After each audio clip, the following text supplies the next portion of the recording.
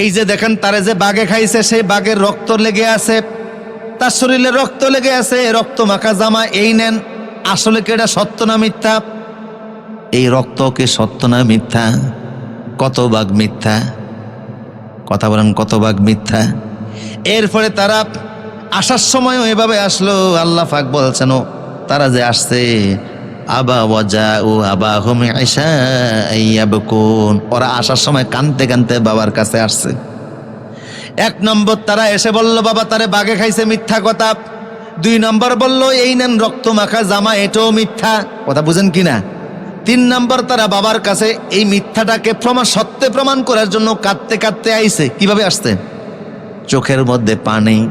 এই পানি কি সত্যিকার অর্থে পানি, আদরের পানি না মিথ্যা পানি? বোঝা গেল মানুষ ষড়যন্ত্র করে চোখের পানিও ছাড়তে পারে। কথা বলেন ঠিক কিনা?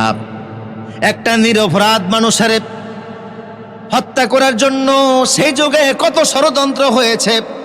এখনো এমন যুগ চলছে, এমন অবস্থা চলছে, নিরপরাধ মানুষের অপরাধী বানানোর জন্য এখনো ষড়যন্ত্র হচ্ছে।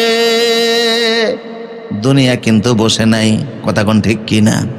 সারা পৃথিবীর কাফের মুশরিক এবং মুনাফিক মুসলমানরা নিরপরাধ মানুষের অপরাধী বানানোর জন্য হাজারো ষড়যন্ত্র আছে না নাই?